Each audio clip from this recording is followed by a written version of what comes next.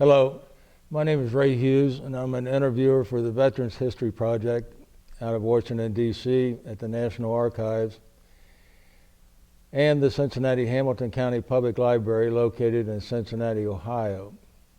Today's date is the 15th of April, 2016. And today we have the honor and privilege of interviewing a World War II veteran, Lewis F. Varvel, Jr. And is it all right to just call you Lewis, That's Mr. fine. Varvel? If you would, we'd like to start out. You're a veteran of World War II and a veteran off of the U.S.S. Hornet, the CV-8. If you could tell us when you were born and where you were born. I was born in Austin, Texas on January the 9th, 1924. You know, I see. And what were your parents' names? my father was Lewis Sr. and my mother was Lucy Maud Farbis Varvel. And what was her maiden name? Lucy Maud Farbis, F-O-R-B-I-S. I see. Her parents owned a grocery store there in South Austin. I see. And when I was about 6 years old, they moved. They traded that land and traded for a farm in Robertson County.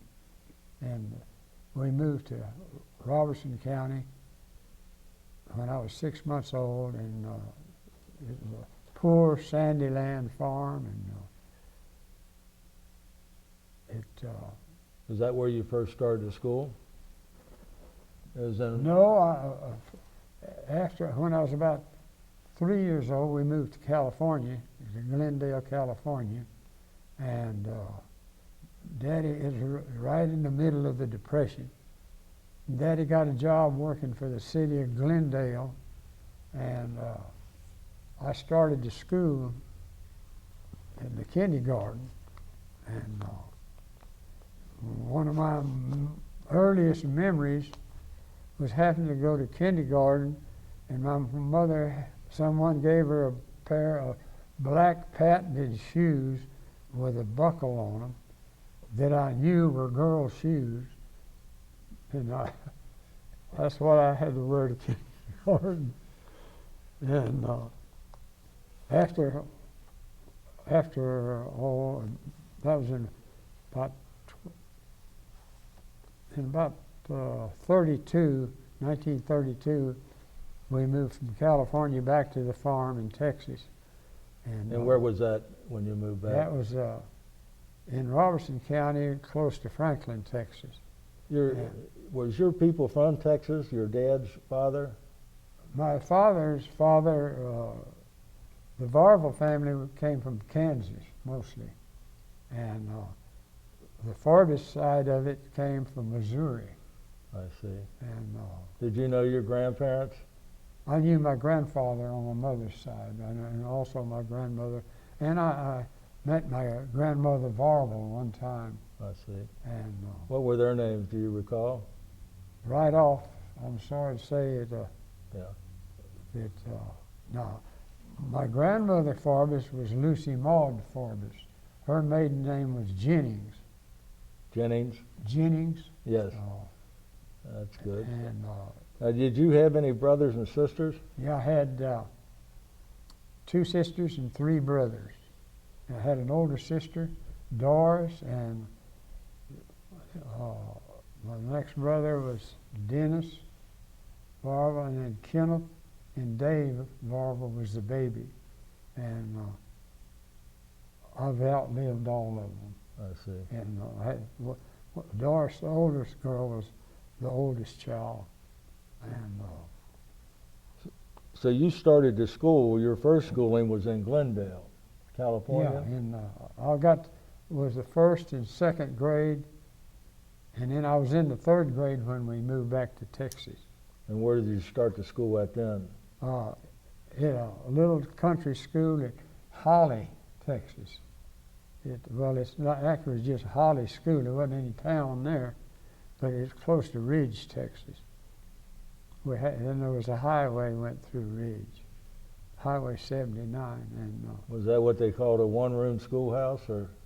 well, it was a 3-room schoolhouse, with no electricity, no running water, and the outhouses had an outhouse for the boys and an outhouse for the girls, and 3 teachers, and the school worked out all right except for dark days where you got to go home. You got to go home early, and Yeah, no light, no lights, and was that very far from where you lived? no, I walked to school. It was probably a half mile. I see.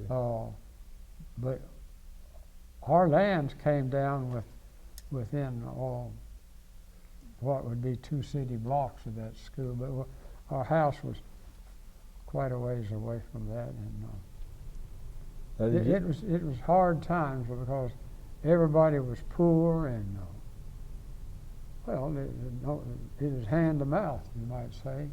What was your dad doing for a living at that time? Well, he farmed, and then my father was injured in World War I. He was in the cavalry, and a horse flipped and landed on him and fractured his spine.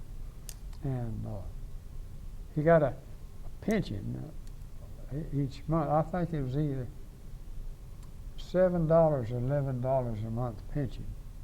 And that doesn't sound like much today, but back then you were working for $1 a day. You know? Yes, yeah. And so then after I got through grade school, I started a school at Easterly Junior High, and 2 years after that I started at Franklin in the last 2 years, and I graduated on May the 27th, 1941, and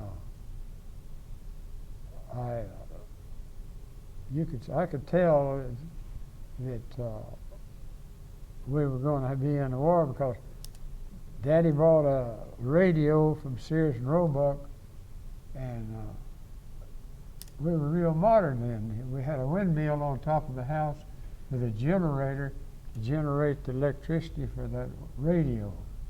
And but anyhow, then I always listened to the news and stuff, and I could see we were going to get into a war, and so I just decided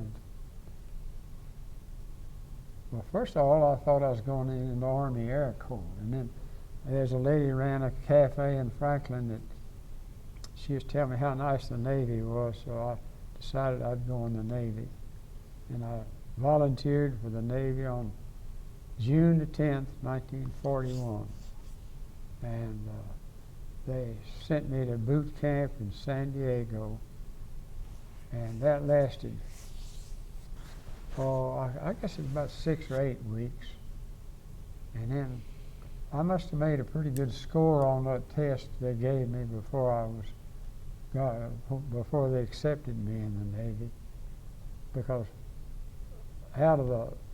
some of us got accepted to go to school, and I got sent to Aviation Machinist Mate School in Detroit, Michigan, and that lasted for 4 months, and I got out of there on December the 3rd of 41, and was sent to Norfolk, Virginia. 1 second, if you would. What did they teach you at the aviation mechanic school that you went? Well, just how to maintain an airplane, and back then they even taught you how to repair fabric, ruptured fabric, and stuff like that, engines and aerodynamics and all that stuff. That was going to be your job in the Navy? In the Navy, yes. And then when I got to Norfolk, I was in a receiving station, and it was on a Sunday morning, and this old boy, he was getting out of the Navy. So he went around giving his uniforms all away, you know. And about the time he got through giving his uniforms away, it came out over the radio that the Japs had bombed Pearl Harbor. So he just turned around, went back, and picked up his clothes because he knew he wasn't going home. And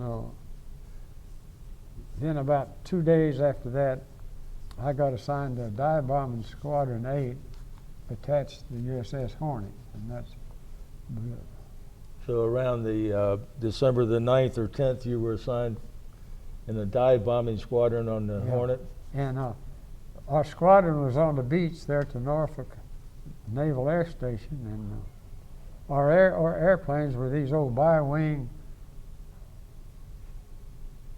Well, they were antique, even at that time, and you had to start them with a boot over one propeller, and then all the guys get out here with a long rubber thing and stretch it and turn that engine over, you know.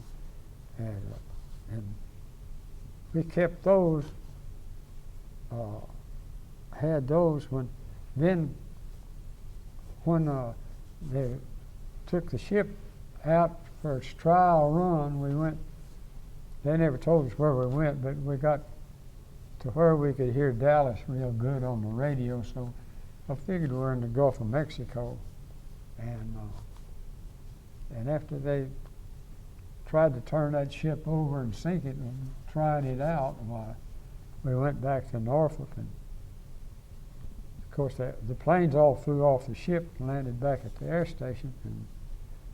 But when we pulled up to the dock there in Norfolk, here were these two B-25s sitting on the dock, and hoisted. They had a big old crane after the superstructure on the carrier, just picked those airplanes up, and set them up on the flight deck. And but now at that time, Now that was February the 2nd of 42. well, yeah, about that long. And then, but now I went back over on the beach with the airplanes, and the ship went out and launched them. I didn't see them launch those. Launched them and then came back. And we stayed in Norfolk for, I don't know, it's 2, 3, or 4 weeks. And then we went down through the Panama Canal, and the carrier was so big we had to cut. Seemed to me like they had to cut some gun mounts off to where it was scraping through, you know, and got out and up on the Pacific side, started back up the coast, and there's one of the destroyers with us had torpedo practice, and somehow the torpedo was started and slid back out of the tube and just disemboweled this sailor, and they brought him over to the Hornet because we had a hospital. Yeah, but he didn't live, and that was the first burial I ever saw at sea. And they put him in a canvas bag with some couple of 5-inch shells, and they had a board that slanted off, and they put the body on there and had the service. You had him draped in a flag, and then at the end of the service they played taps and picked up the head end of that board, and the body slid off into the sea. And I was up on the flight deck where I could watch that white canvas bag going down in that water, and I could see the sharks already testing it out, and I decided right then I didn't want to be buried at sea. But then we went on up to San Diego, and we got San Diego, they flew all those old airplanes off, and we got new SBD dive bombers, and left out of there and went up to San Francisco and tied up over at the Naval Air Station in Alameda, across the bay. And they had all the cars parked away off the streets. And by the time we got tied up, these B-25s started landing on the Naval Air Station, and they just taxied from the airstrip down those streets right up the side of the Hornet and pick them up, each one, and they had places marked for each one of them, placed just so set with where their tails, some of them would stick out over the ocean on each side, and then a line of them down the middle, and loaded on 16 of them. And after got them loaded on, we pulled out in the bay, and they dropped anchor and gave most everybody liberty. And I never did know what that was about for having a secret mission, but it may have been to say, well, we don't care if you do know, we're not going to do anything. It might have been a step to mislead anybody that was interested in doing us harm. Did you go ashore too, or just? Yeah. It came back, and then the next morning, I picked up anchor and sailed out past Alcatraz and the Golden Gate Bridge, and got out to sea. And early in the afternoon, they came on the loudspeaker and told us that this ship's now bound to bomb Tokyo. And that sort of quieted the folks down for a little while. You didn't mind having Air Force men on board then, huh? Oh yeah, all the Army guys were on. They were all right then. Yeah, all the officers were vetted. They put them all up in officers' country, and then all the enlisted people were just sort of dispersed out amongst all of the sailors where the enlisted men. And that's about all there was to it for all those days till we got out north of Pearl Harbor, and I believe that's where Admiral Halsey came aboard, I'm pretty sure, on a boatswain's chair off of the destroyer, if I remember right. And then we took on fuel. As we went, they kept it topped off pretty good, and we kept on going west. And then on April the 18th, just came out up on the flight deck after breakfast, and there was a cruiser right off our port beam. It opened up with those 8-inch guns shooting at something way off over on the horizon. And just those 8-inch guns, and I just watched that bow tide take the wideness he took off, going over there. And the Enterprise was with us, and she launched fighter planes, and they were over there, as you could see them. And we turned and went over that way, and we got to the wreckage here with these Japs swimming around, and we tried to catch them, and they swam away, and so we didn't bother messing with them. We just went on, and shortly thereafter, they decided to launch the planes, and since we were so much farther from Japan than what we had planned to go, they knew there wouldn't be enough gasoline to get them into unoccupied China. So we had all these 5-gallon square 5-gallon cans, and we filled those up with gas, and it seemed to me like they took some of the guns off, the anti-aircraft guns, and to lighten it where they could have more gasoline. And it was the roughest sea I have ever seen the whole time I was in the Navy. We were into about a 30-knot wind, and we were taking green water over the flight deck.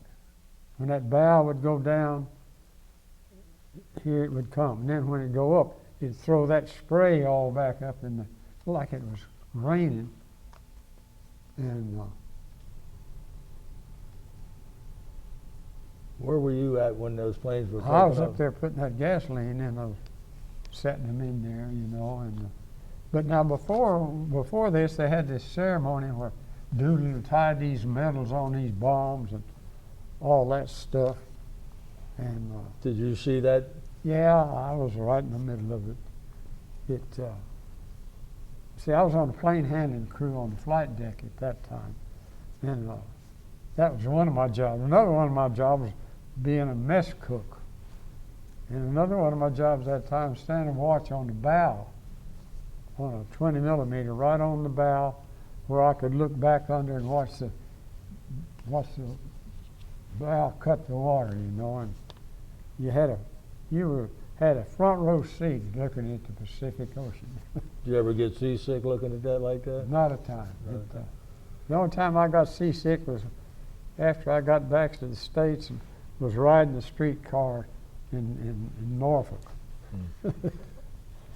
So when you said your job, one of your jobs was a plane handler, is that what you said? Spotting those planes on the decks. And Now you spotted, that was the B-25s you were spotting? no, well, we helped do that too. In normal operations, we had to spot these airplanes to take off, and when they'd land to park them. And Did you have to move them around much, the B-25s, while you were going out to sea? no, they stayed pretty much in place. But somebody on a 5-inch gun back aft on the port side elevated the gun, one of those 5-inch anti-aircraft guns, and poked a hole in one of those B-25's wings. Is that right? And they had to get that in all from over to where they could fix that hole. And another one of them, I think, had a engine failure or something, Yes. and they had to replace it. But they pretty much stayed put where they were. Did you have anything to do with that engine that on plane 15? They needed somebody higher up the intelligence or experience Experience, I would at say. that time Yeah. to take care of that. Maybe experience, but not intelligence. What about repairing that wing? Did you? No, we had metalsmiths They do that. did all that. Yeah. Yeah. And then when it started to launch, they decided they'd launch them, and the wind was so strong. They had these lines drawn on the flight decks where that nose wheel was falling. And the one on the port side, the line ran out before he got to the end. Yes. And they set that airplane down had mats made for each front wheel and then the nose wheel, and they'd rev that engine up, those planes, as high as they'd go with the brakes on, and they're supposed to have their elevators adjusted. The flaps. Yeah, flaps down, and they'd rev them up, and then when turn loose the brakes when the guy told them, And the good thing was the sea was so rough that when they started, they had a downhill run, and by the time they got out to the end of the flight deck, it had come up. It sort of threw them up in the air. Let's go back in time here for once. When those planes were on that deck, did you all have any doubts about them being able to take off of that aircraft carrier? No, we already knew they took off those two at Norfolk. That's right. Yeah. And So you wasn't at all worried about it No. then. As a matter of fact, most of them didn't even get out to the end of the flight deck before they were in there, because they had that 30-knot wind and the motion of that ship. That's almost a godsend Yeah. launcher. Now, And they all did real well till long towards the last. So one of them forgot to let his flaps down, and he ran out the end of the flight deck and went out of sight. And everybody sucked it up, and a little bit here. When he got out a little farther here, you could see him trying to get it up off the waves. It looked like the props were cutting the top out of the wave. He finally got it up, and away he went. We turned around and hightailed it. Yeah. But, we sent them on their way. Did you have any interactions, any conversations with any of the Army Air Corps men? Oh yeah. Yeah. They were sort of nonchalant about it all, but I noticed when they got in that airplane to take off, some of them had a serious look on their face. Yeah. I think reality had dawned. And When did it dawn on you all to put that extra gasoline in those? as soon as they shot that Jap Picket boat. pickup boat because we knew they didn't, that they wouldn't have enough gas to get there. And also, at that time, they had the bombs on the plane, but then they had these fire bombs. They looked like a bunch of Roman candles in a bundle, and they had those back aft separate from where the bombs were kept, and we loaded some of those on each one of the planes before they took off. You loaded some of the bombs Yeah. on the planes too? Yeah, we just stuck them in there, and I guess they just threw them out when they got there.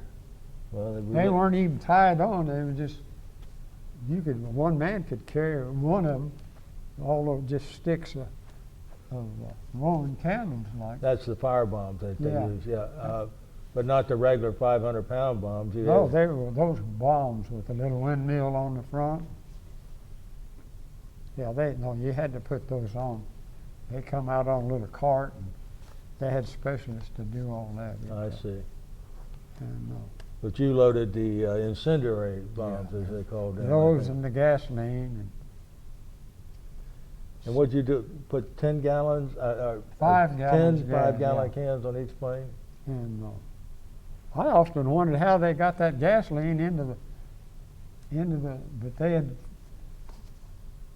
planned on this because they had special gas tanks that had been put on all of those airplanes, Right. and they were modified just for that Tokyo Raid. Now, did you make any friends with any of the Doolittle Raid? Well, I talked to them, but not any real good acquaintance. No. What'd you boys think after they took off?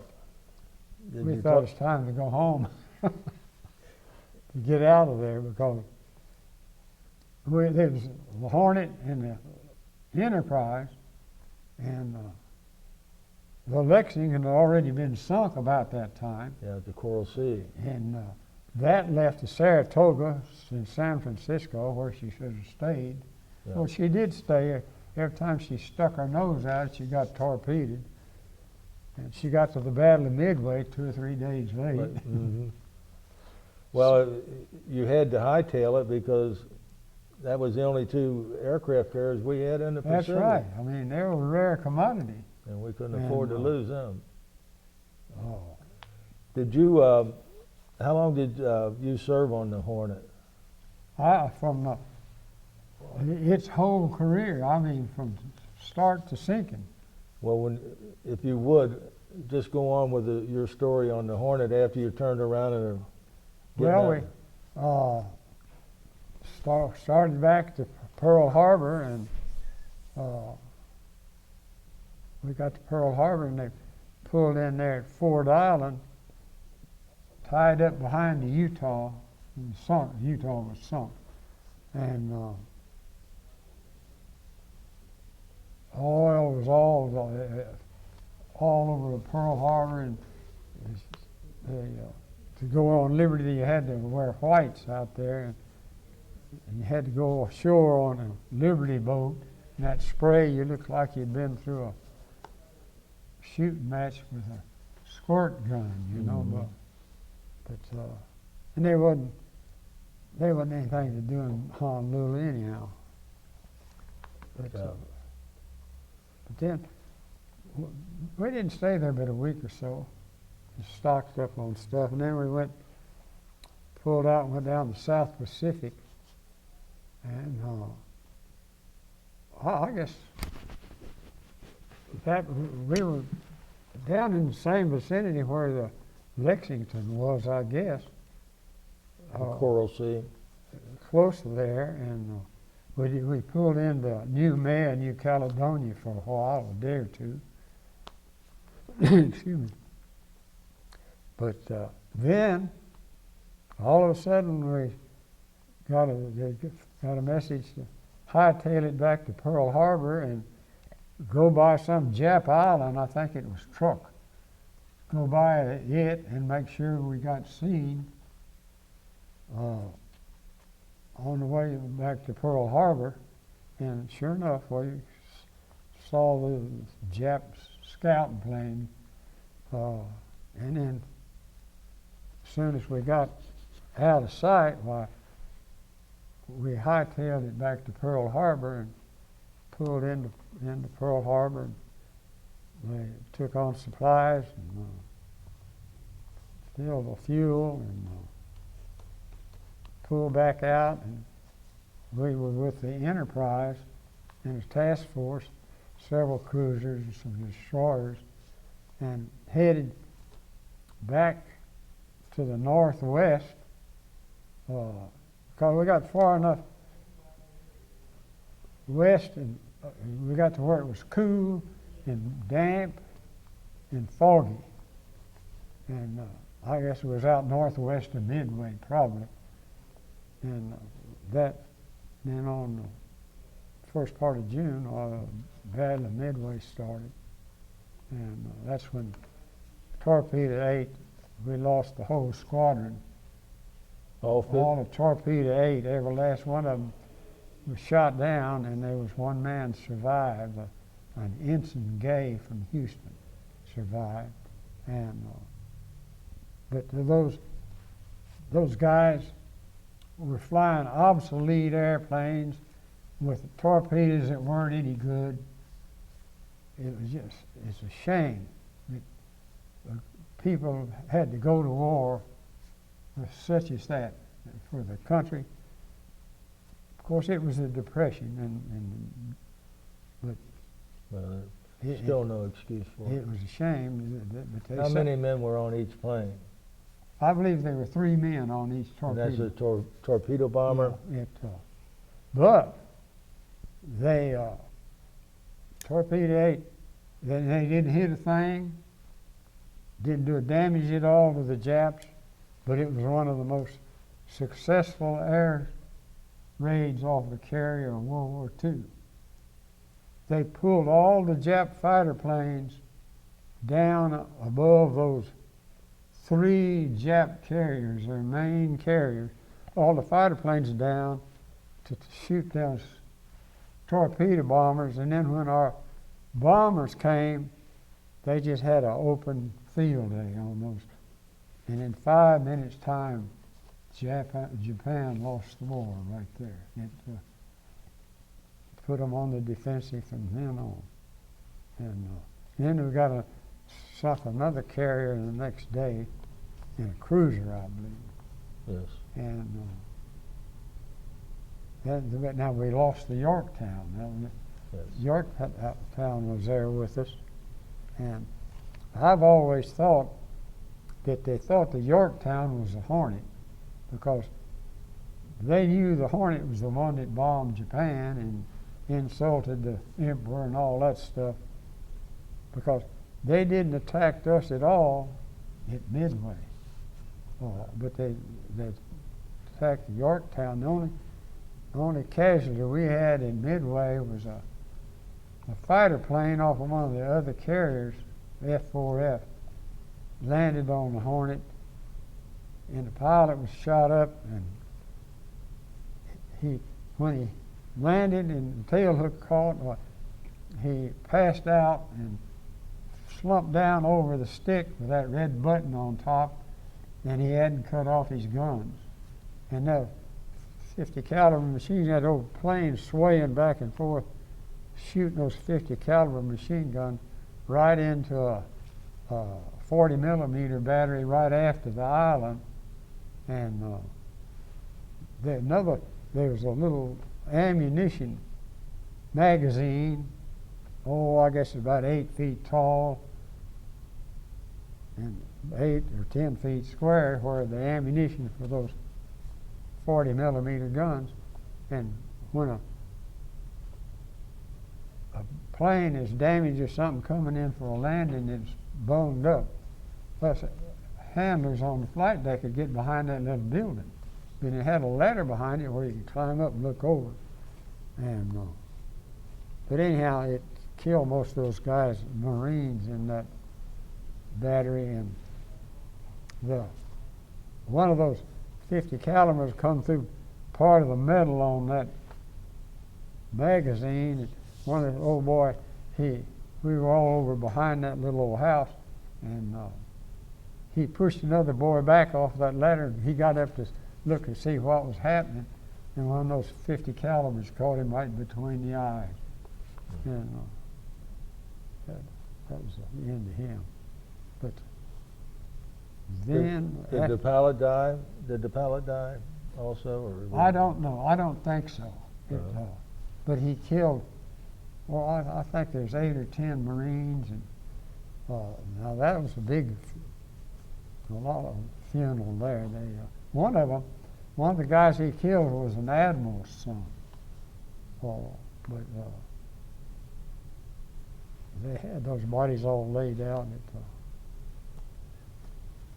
But after the Battle of Midway, we came back to Pearl and we stayed there quite weeks, 2 or 3 weeks, I guess, and then went back to the Pacific with the Enterprise, and the U.S.S showed up, and we were patrolling, and by then I was wound up, down on the hangar deck, and I was watching the U.S.S was over on the port side, quite a ways out, but she was landing planes, and all of a sudden I heard this big explosion, and when a torpedo explodes at sea, you could feel it for miles because it's sort of like a depth charge. When it goes off, that energy seems like it goes in the water. But anyhow, a couple of torpedoes hit the U.S.S. and she was landing planes, and they were fueling them. And that aviation gasoline caught on fire, and it looked like that ship was on fire from one end to the other.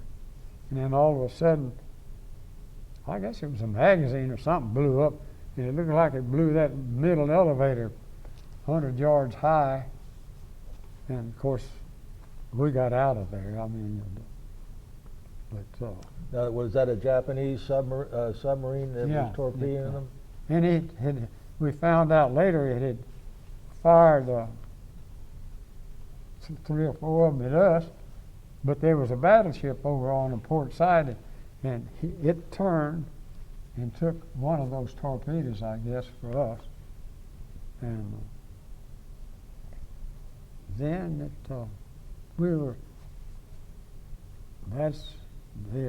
one of the things that happened was we were down close to Guadalcanal, and they put us on what do you call it? You could only use 3 little sheets of toilet paper a day. Rations? Rations, yeah. But how come us to be that? I know by then I was helping with a plane up on and they took the rear seat gunner out and filled it full of toilet paper, flying it over to Guadalcanal. The Marines had run out of toilet paper, and they got all the toilet paper. Poor devils, boy. Yeah. Those Marines would have starved to death if it hadn't captured some Japanese rice, because their Navy was such that they could just about fight us off, and they had it, man. That was awful, what those devils had to put up with. But then let's see, that's about all. They were going out on with launch missions and just routine stuff. Then one time my pilot and rear seat gunner were out on a mission, and they didn't come back. I think they said the engine caught on fire, but I really don't think that's what happened to them. But anyhow, they had to bail out, and the rear seat gunner's parachute was on fire, and it flamed out, and he went in to drink, and the skipper, the pilot was the skipper of the VB-8, our dive bombing squadron, Lieutenant Commander Tucker, and his parachute opened and he landed in the water, but there was another SBD with him and they said as soon as he hit the water, the sharks just got him. Okay. Just a frenzy. So, but then it wasn't too long after that we were attacked by the Japs, and that was about the end of the Hornet. But I was on the hangar deck then. Now this is October The 26th. 6th of 1942. Yeah. And and where were you? I was on the hangar deck, and they announced over the loudspeakers that what did they call them? Boogies? We were 100 and so many miles away, and just let us know they were coming. And you could always tell there was going to be something going on when the cooks started baking donuts. I mean, donuts. And then, because when you were in general quarters, there wasn't any chow line, and that's where the donuts came in. Yeah, donuts and coffee. And then when they came, that was off of Santa Cruz, wasn't it? Yeah, October. Santa Cruz Island. Yeah. And I don't know, we didn't have any air cover for some reason. They launched the fighters, and all our airplanes were gone, and the Japs hit us. And one of them, a dive bomber, I guess he dived and he dropped two bombs, I guess they were 100-pound bombs. One of them went in a drink on the starboard side, and one of them came down and hit right at the front port corner of the island. Went through the flight deck, came down through the hangar deck, and went through another deck and exploded down the forward mess hall. And I was on the hangar deck, and that bomb went past me about 15 feet, past me. And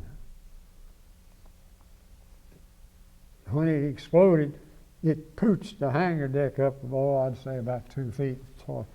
And then I noticed that there was two Jap torpedo planes coming in on the port side, and they just kept coming and coming. And I think maybe one of our 5-inch shells hit one of them because he just vaporized, and the other guy kept coming.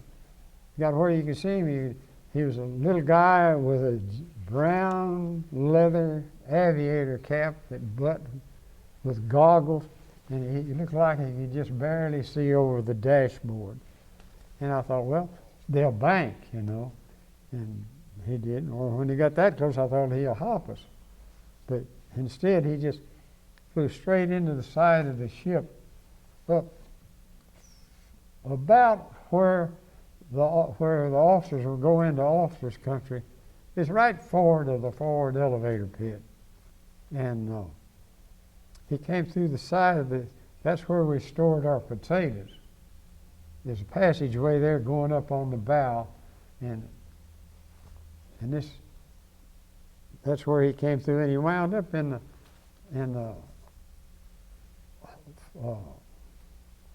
where the front elevator pit, and started a fire, and I got one of those big old CO2 bottles, and another boy got one of them, and we rolled it up there and pulled it, turned it on, put it in that, and it did. It put the fire out, and after it cooled out, some of the guys got down there, and there were two bodies, and one of them had on a Navy ring, U.S. Navy ring, and most of the sailors back then wore a knife, and so the boy just cut that finger off and took that ring. He thought the Jap, it was a Jap, and later found out it was one of our guys that had gone up in there where we kept the potatoes, and when that plane came through, it just brought him through it into the elevator pit.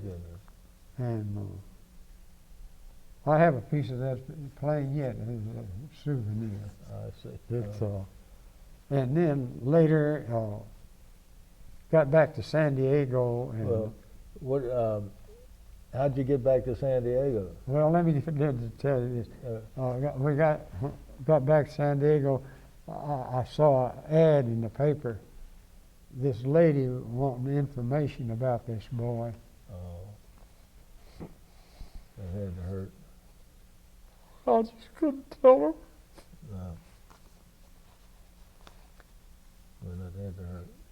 I'm sorry. No. I just didn't have the guts to tell her what. But then got hit with another bomb back aft, and the shrapnel comes zinging up the hangar deck, and it cut all the lines holding those suspended airplanes up, spare airplanes that were up under the hangar deck, and they all come cascading down, and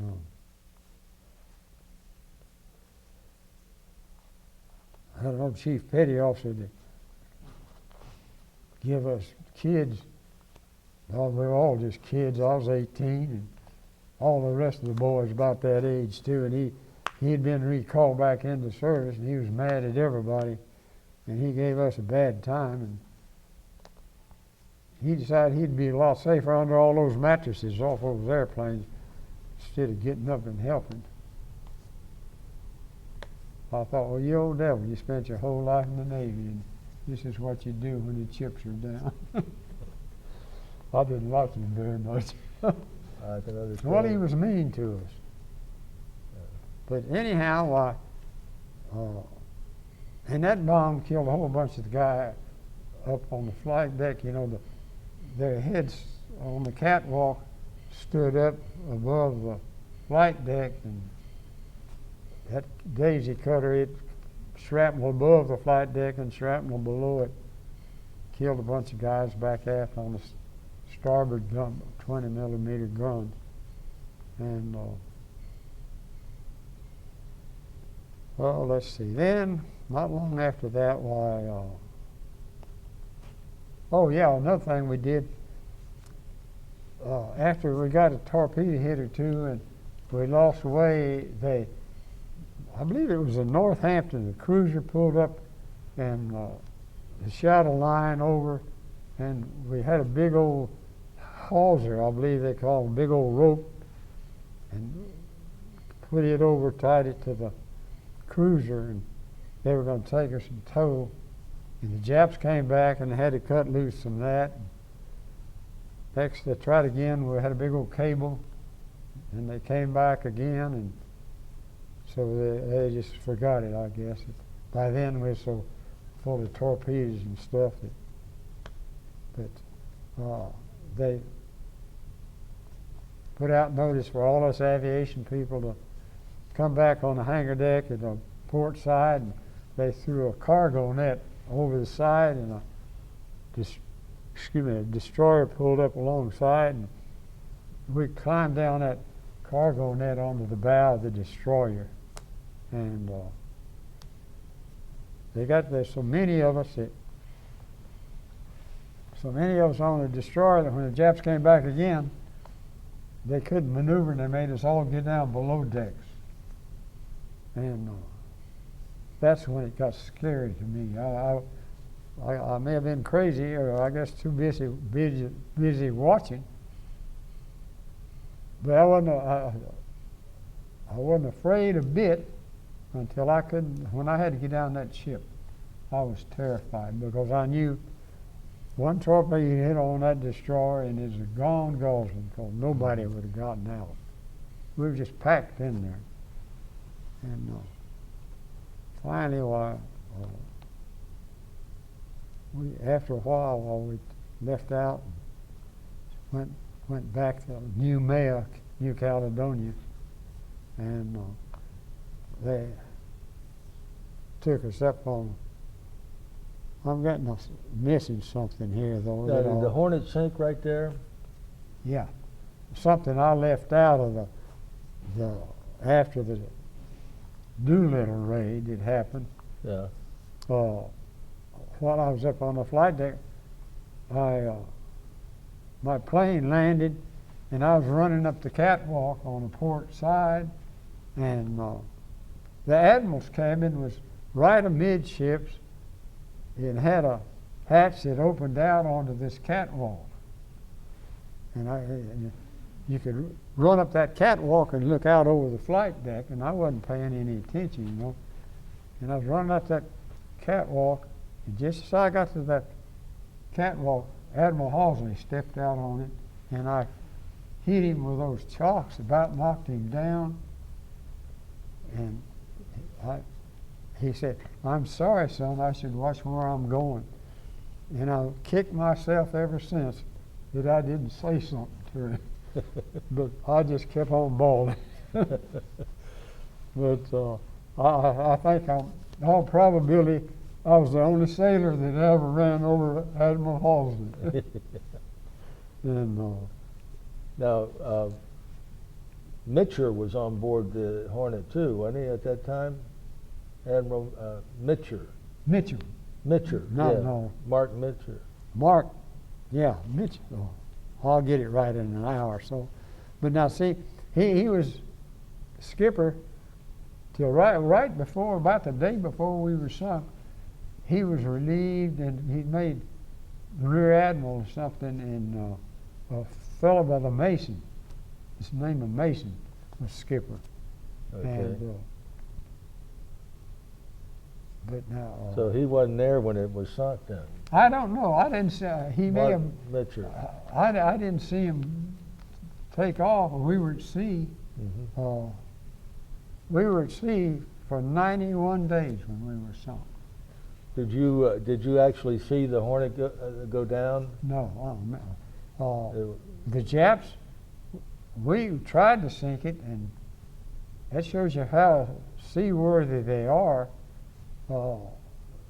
We shot shells into it, and of course we weren't there. But then the Japs came, and they finished it off with torpedoes. It's had all those compartments, watertight compartments, and it was a brand new ship. How many men did you lose? Did you know offhand or remember? Well, no, the aviation people, we didn't lose many. The Marines are the ones that really took it. They were out there on those anti-aircraft guns.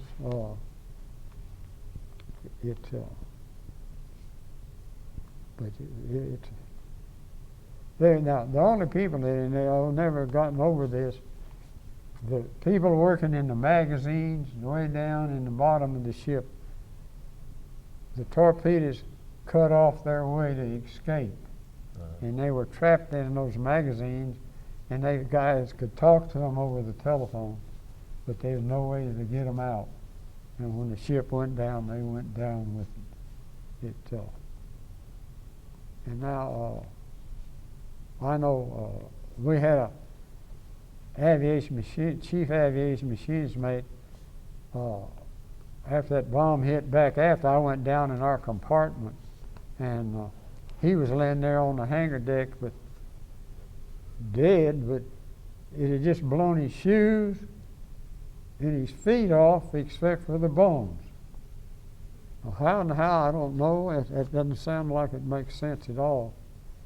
But there he was. And I went down in our compartment, and it is, I guess that bomb exploded in it because it was, everything blown up. And when we were back at Pearl, we couldn't play the radio out because the Japs could zero in on it somehow on a radio, but we had a Victrola phonograph, and we had a stack of those old records about yay high. I don't know what they were made out of, but when that bomb went off, when I went down in that compartment, everything was black.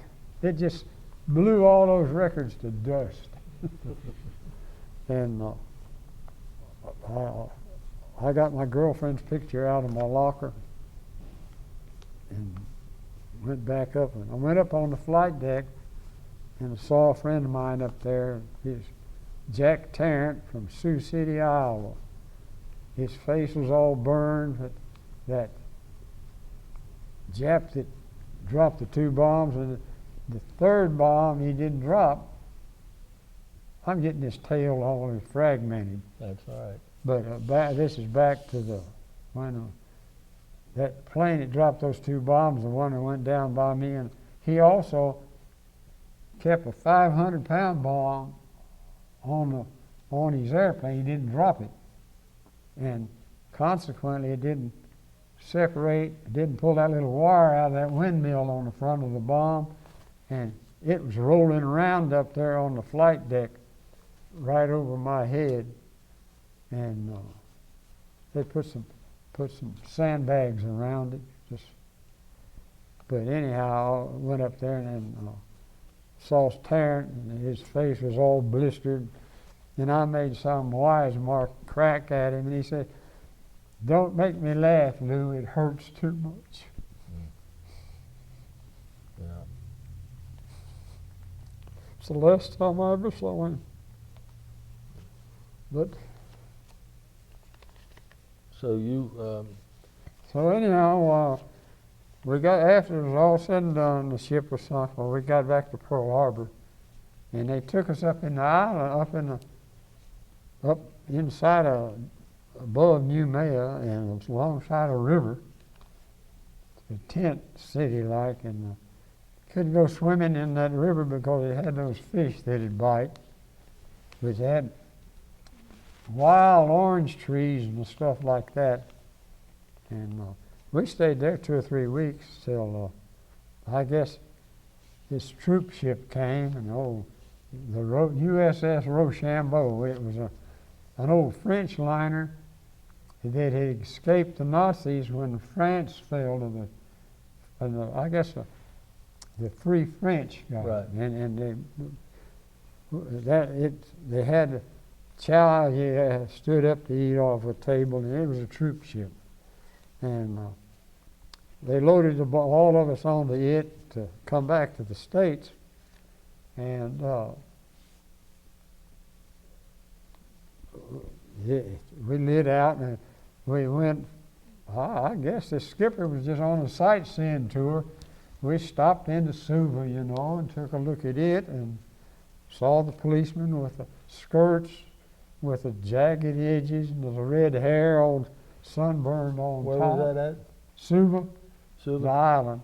And then we left there, and about every 3rd day we would break down and float around out there until they got it fixed. And finally we got over to Bora Bora, and he pulled into Bora Bora, and it was like a big volcano that had caved in on one side, and it was the most beautiful place I ever saw.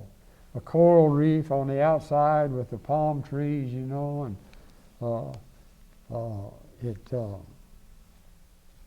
and we went in, and it was so deep they couldn't drop anchor. And inside of it was the natives, huts back over here. we're sitting in there just taking it in. All of a sudden, here come this outrigger canoe, you know, and this one person is just really coming like this. Got up a little closer. This girl was in there, and got up a little closer, and all she had on was a bra and her panties. And of course, sailors, you know, they sort of notice stuff like that. And she came up off the bow and pulled her bra down a little bit on this side, then roll on the other side, pulled it down here to the ship. And that went on. She just pulled the bra off and rode back over to the island. That was the end of it. And we figured it was the U.S.O. It was one of the best USOs I ever saw. Oh boy. And then the next stop was San Francisco, and one of the most beautiful sights I have ever seen in my life was that girl up on that bridge, Golden Gate Bridge, leaning over, waving at us as we came under. Yeah.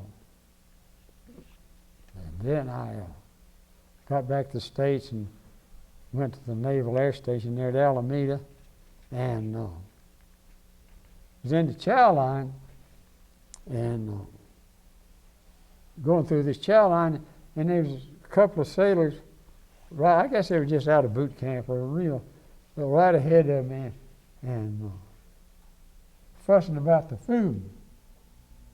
Man, I hadn't had food like that, and I couldn't even remember, you know. And I couldn't help myself. I just said, boy, you better enjoy it while you can get it. It just, sometimes we don't know how to appreciate what we have at the time. But I went home on leave and then went back to San Diego, and I got assigned to a cashew outfit. There's a carrier aircraft service unit there on North Island in San Diego. And while I was there, well, let me back up now. When the Battle of Midway, the Japs went up in Aleutians up in there and captured. And while they were there, they lost a fighter plane, a Zero fighter plane. And when they left, we got it. And they took it somewhere and took it all apart and designed airplanes that would outfight it, because it was out shooting everything we had. And they designed this F-6F fighter, and they started getting this squadron in when those airplanes come in there at San Diego. I started getting this squadron together, and I was plane captain on the skipper's of that squadron. Excuse me, his skipper's plane, his F-6F, and What was his name? it's San Diego. What was the skipper's name? I'll tell you in a minute. Yeah. But go ahead. And you know, when the plane captain takes care of the airplane and everything, and then when the pilot comes out, he signs a yellow sheet that his plane's okay. And this pilot, he'd come out, and when he'd sign the yellow sheet, he'd make a big O and write hair inside of it. O'Hara. And of course, everybody knew he'd got the Congressional Medal of Honor down off of when Lexington was sunk, and he was such a nice guy. You were in charge of his plane? Yeah, and then they left. Then I didn't go with them because I wasn't attached to that squadron. And then I guess it's 2 or 3 months later, the Navy thought they could do night fighting, and he was shot down by one of our planes and killed out in the Pacific. Yes. But he's the guy they named the airport in Chicago after, Butch O'Hara. Yes. And then I stayed there a while, and then one night I was standing watching down at the hangar, and the loudspeaker came on and wanted 2 second-class aviation machinist mates to go to F4U school in what's the name of that town?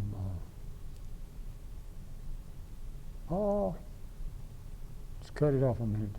One of those moments. Bridgeport, Connecticut. Up that Chance Vaults F4U school. And I had this buddy that I thought liked to go, so I went up and put his name down too. And he had something going on the beach, and he sort of didn't like it, but he had to go anyhow. And so we went over to that school, and here was this big school and making this gull wing, you know, that gull wing fighter plane. You still see them flying around, F4U, and 99% of the people in there were women. I mean, it was a sailor's heaven to go to that school. And right out in the middle of it was a room not quite as big as this, and it had big old windows on the doors. And I'd walk by there, and here was this old gentleman in there puttering around, and had these secret stay-out signs everywhere, you know. He had my curiosity up, and anyhow, well, I'm in the Navy, that don't mean me. So one day I decided I'd go in there, and I saw this old gentleman, and I went in and I asked him what he was making and what he was doing. And he had such an accent I couldn't hardly understand, but it was something about a helicopter. Who had ever heard of a helicopter? And looked like a big grasshopper with a whole lot of propellers around. And so that was all that. And later I found out that old gentleman was Igor Sikorsky, inventing the helicopter. Wow. So seemed like I had a habit of running into people. That's right. Yeah, you run into Bull Halsey and Butch O'Hare and Sikorsky. So let's see. Then I went back. They sent me back overseas to New Caledonia, and this is where it just turned to pure monotony. For a while they sent us up to Espiritu Santos to handle the shells and what out of those.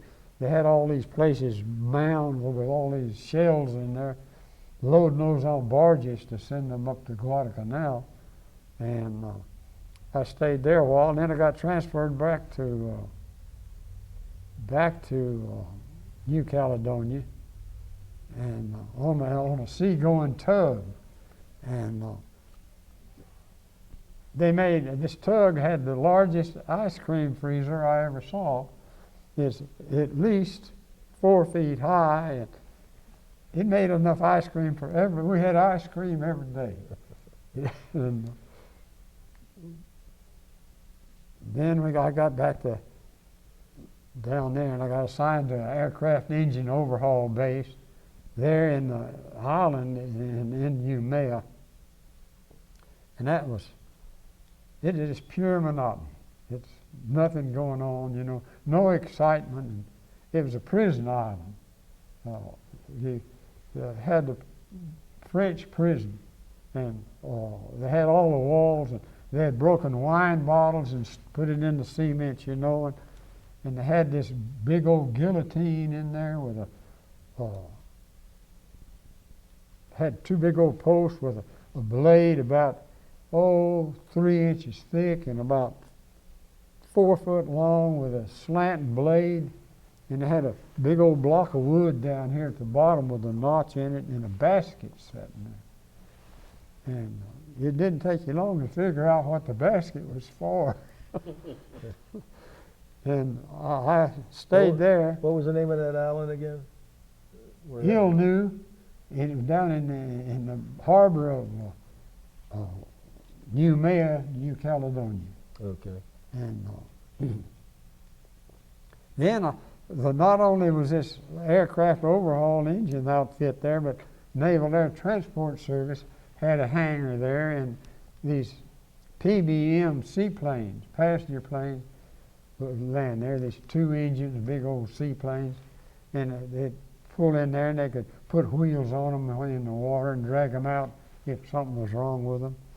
And I inherited the job of making sure their auxiliary engine would run to start the generator to generate to start to where they could start them.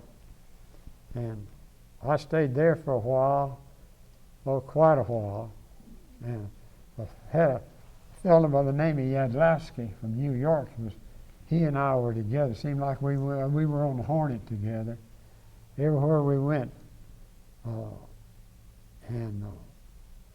But I stayed there, and then I got transferred. I got to go to Sydney. They let me fly on one of them down to Australia. Went down there. We landed in Brisbane and then flew overland over to as far as went to Sydney and landed on the harbor there. We stayed there a day or two and then came back. And at least I did get to see some of Australia. Mm-hmm. And then later I got transferred up to Honolulu, at the Honolulu Airport, what's now a Honolulu Airport. And we had these 4-engine transport planes, passenger planes, like we have now, only they're a lot smaller. Mm-hmm. And I stayed there until the war wasn't over, but I had my 18 months for the second tour was up, and I was sent back to San Francisco, and I went on a 30-day leave, and I came back, and I was stationed at Oakland Naval Air Station, and I'd made Chief Petty Officer, and I wasn't there any time until the war was, I went on Liberty up to Hollywood, and that's where I was when the war ended, was in Hollywood. And boy, you talk about a celebration. We had a Congo line going up. Well, I don't remember what the name of that street was, Hollywood Boulevard or something. And it was a joyous day. Not long after that, I was discharged. What were your thoughts at that time about dropping the atomic bomb? At that time, I thought it was a smart thing to do, because those Japs would have fought to the last one of them, and they would kill. The way they were entrenched, they would have slaughtered. It would have been worse than Iwo Jima. Mm-hmm. Iwo Jima was horrible. Horrible. We lost over 6,000 men there. Yeah, dead. I had the superintendent of schools at Franklin was a Marine captain on Iwo Jima, and he told me that he had a company of men. I think it was 120 men. That's right. And on the second day, it was he and one Marine runner left. And the rest of them lay dead down there on that beach. So you think it was the right thing to do? Have you changed your opinion since then?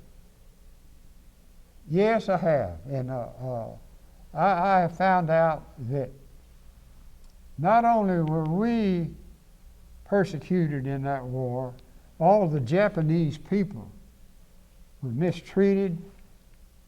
Their leaders, well, they were as mistreated, and well, they were actually more, because they didn't have. We cut off all their supplies. They didn't have any food, anything, and I even felt, after I found out how bad they had it, I felt sorry for them. But I can't fault them for dropping the bomb. For what we knew at the time, it was the thing to do. And History may have proved that was a mistake, but I guess the good Lord would have to decide that. Would you like to take a break and get a drink of water for a minute? No, I'm okay. You sure? Okay.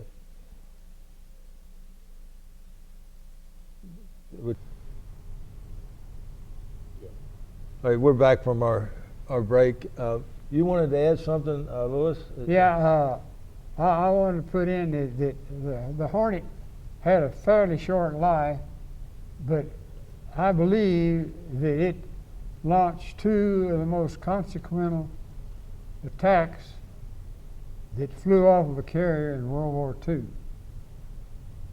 One of them was the Doolittle Raid that changed the Japanese outlook at the war, that they brought more of their war material home for defense, and it helped when those bombs started falling on Tokyo, all of their ships started, the radio traffic peaked, and the Navy recorded all of that, and that was a big aid in breaking the Japanese code, where we knew what they were doing at Midway. And then also, like I said before, the torpedo bombers off the Hornet brought all those fighter planes down to sea level to where our bombers had a clear shot. They set 3 of those aircraft carriers, their best aircraft carriers, and not only did we sink the aircraft carriers, we killed a large number of their best pilots. I mean, pilots that had been practicing for 6 or 7 years over in China, and well, they were just good at what they did. Mm-hmm. And we really hurt them that way. Yeah. When you and another thing, that we had made a big mistake at the end of the war by not making a national monument out of the Enterprise. That ship went all through the war, and she was in everything. She got hit time and time again. I think the Enterprise had either 20 or 21 battle stars or something like that. I don't know, but anyhow, they cut it up for scrap metal.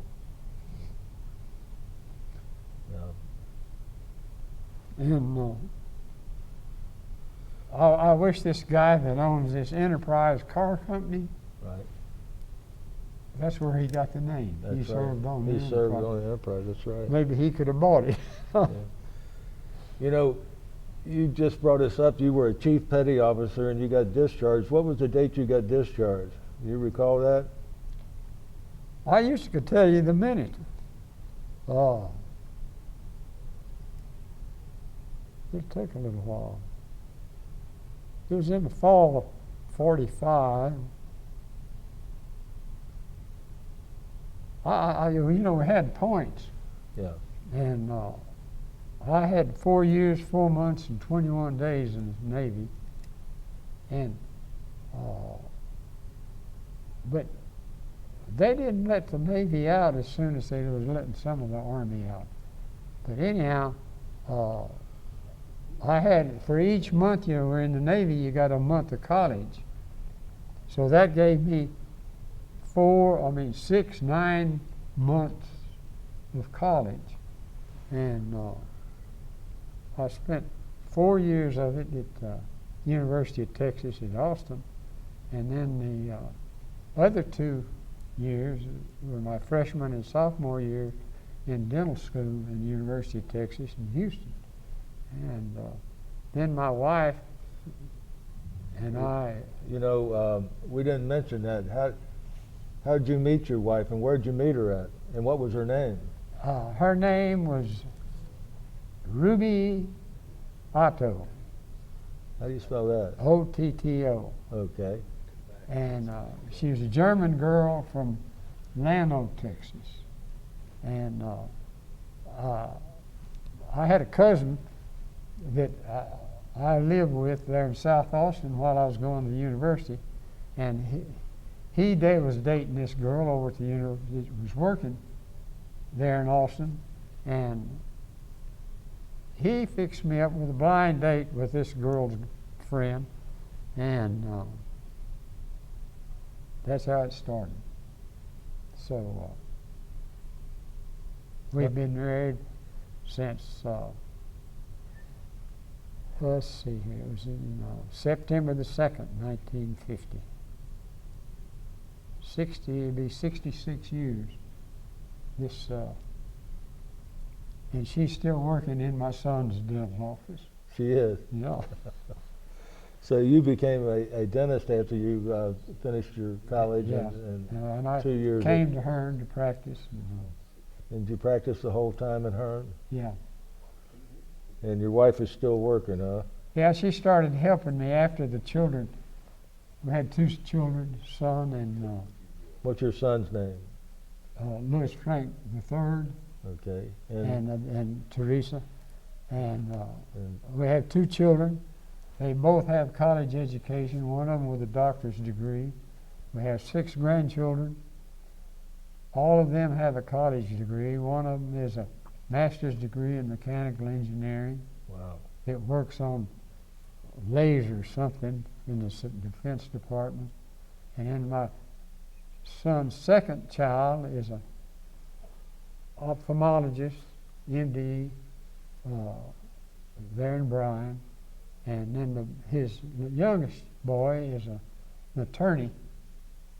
He practices there in Franklin. And then my daughter's oldest child is I'm not sure, counseling for. In high school. Pardon? In high school. They're for High troubled kids in high school there in Round Rock. And we have one granddaughter, and she is a speech therapist. I see. And then the youngest grandson is getting his master's degree, his engineering degree from the University of Texas this pretty soon. In May. It's coming May. Wow. So, Wow, you've been a remarkable man, and your children I've been are a remarkable. lucky man. I tell you, The good Lord has kept his hand over me. yes. all I'm my sorry. life. What? She was going to ask him some questions. I mean, Sure. Video her. Yeah, some why don't things. Hello, I'm Teresa Varvel Newton, and Louis Varvel is my father. And I wanted to ask a couple of questions of things I've heard through the years, him telling stories about. One is what your mother did when you wanted to go in the Navy. You were only 17, and she wasn't too happy about it, was Oh, Mama wouldn't sign the papers, and Daddy signed the papers. And then when the ship was sunk, then, you know, it was 3 weeks, probably or longer, before they heard anything. She wouldn't even talk to Dad.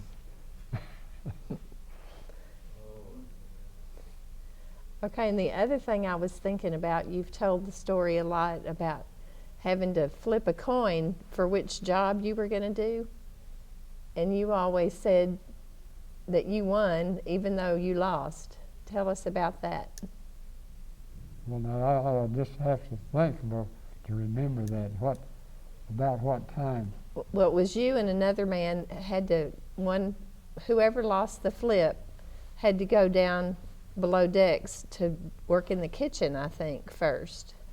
Oh, And yeah, the mess cooking. Flipped the nickel and I lost. I had to go down. This is when I first got on the Hornet, assigned to the Hornet.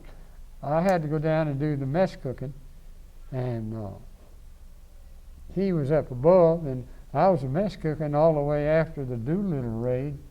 And when I got off of it on the way back to Pearl Harbor, and I guess he went in, and that bomb that came down through the flight deck and the next deck exploded in the forward mess hall, and I thought it killed everybody down there, but I found out later that some of them lived, and I don't know how it shrapnel them, but I won out on that by losing. And that's where I had to sleep for a long time on the Hornet. There weren't enough bunks, and we had to have hammocks, and that's where we strung out down in that mess hall. Well, that reminds me of another thing you talked about, how the rope that hung out over the water, you would sometimes sleep out on it. Oh yeah, there's a net, a cable net swung under the flight deck, and there's nothing between you and the great pond, and it was cool down in the tropics. Then we didn't have air conditioning on the ship at that time, and you could crawl out on that net, and it was cool under there as long as it was pretty calm. And of course, if you dropped something out of your pocket, it was gone. But it was, yeah, because it was hot in the tropics.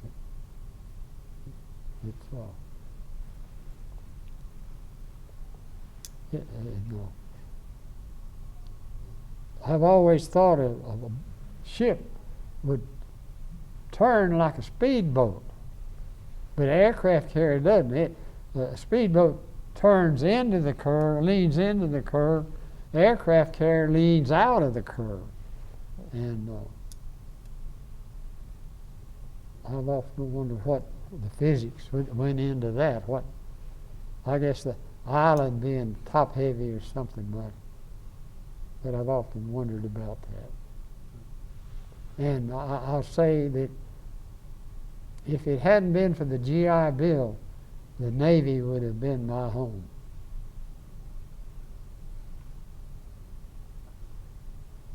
He's always said how he got to see the world. I had one of the most interesting wars of anybody I ever knew.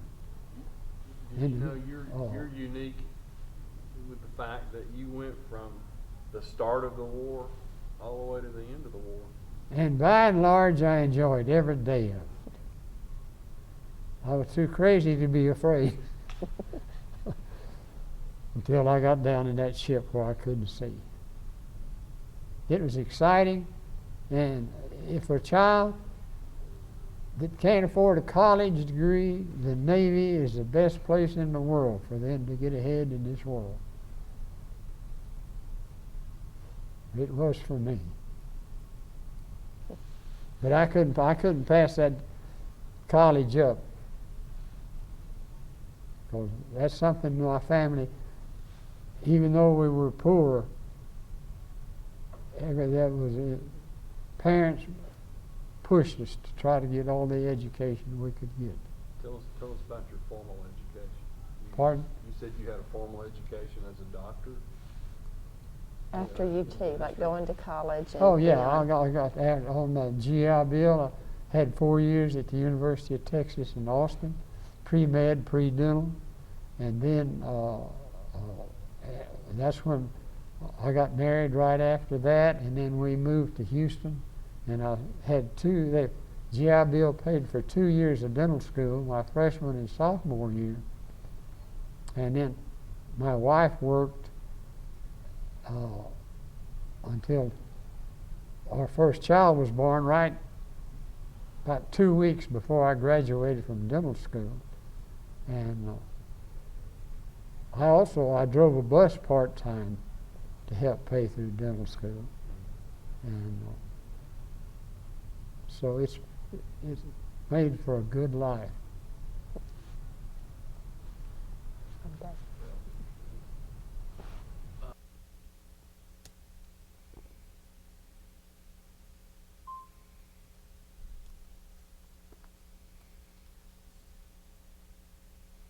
Hello. As I told you on the earlier tape, my name is Ray Hughes, and this is Louis. Varvel, a veteran of World War II, and a veteran of the USS Hornet CV-8 aircraft carrier in the Pacific during World War II. I may have neglected to mention to you that yesterday that we are here at Fredericksburg, Texas, and that's the home of the Museum for the War in the Pacific, Chester A. Nemes's hometown. And we're also here for a celebration of the Doolittle Raid. And Louis Varvel, our patriot from World War II, was an integral part of the Doolittle Raid. I'm just going to review a couple of things. While on board the Hornet in preparation before the Doolittle Raiders took off, Louis was responsible for the maintenance of many of the aircraft on board, and saw to a lot of other duties pertinent to the raid. And perhaps one of the most important functions in the mind of the Doolittle Raiders was the fact that Louis was one of the men who literally handed up the 5-gallon cans of gas. They put 10 extra 5-gallon cans of gas on each plane that took off on the Doolittle Raid. And just to amplify how important that was, none of the planes would have reached the mainland of China without that extra fuel. And we have the honor here today of continuing our interview with Louis Varvel, veteran of World War II and the USS Hornet. And in continuation of our interview yesterday, Louis, I had a couple of questions to ask you. What was the normal contingent of airplanes on the Hornet, not counting the B-25s? I mean, fighters, bombers, torpedoes, what were they? Well, there was bombing 8 and scouting 8, torpedo 8, and then the fighter 8. And each one of them had 14, 15 airplanes, and each maybe more than that. So it's been so long ago, I don't really remember how. The fighter plane was what, an F-6F then? No, F-4F. F-4F. It was a before the F-6F. Okay, so it was F-4F. Yeah. And what about the bomber and the torpedoes? What were they? The torpedo bombers was TVDs. They were made by Douglas Aircraft, and they were obsolete already at that time. And the other plane type was? We had the SBD dive bombers. That's what was in my squadron, was the SB dive bombers. And that's that's the plane I was one of those SBDs was what I was responsible for. One second. I'm going to have. That's my fault. I wound this up and pulled it off. And I wanted, because none of us really know, could you go through what a typical day was for you on the USS Hornet? From the time you got up in the morning till you went to bed at night, what was a normal business day, if that's the right word, for you? Well, I had a 4-on, 8-off gun watch. I was on a port anti-aircraft gun. This mount was right under where the flight deck bow of the ship, there on the port side, anti-aircraft gun. I've forgotten. Now that port side's the left side for Pardon? people. The port side is the left side for people Right. that's not in the Navy. And then they had one right. I can't remember what it was. It is an anti-aircraft gun, but they had already dropped their torpedo by the time you could get in your range with this thing. It was, for defense, it was practically worthless, I thought. But I stood gun watch for 4 hours there, and ate off, and then 4 more hours. I better turn loose of this.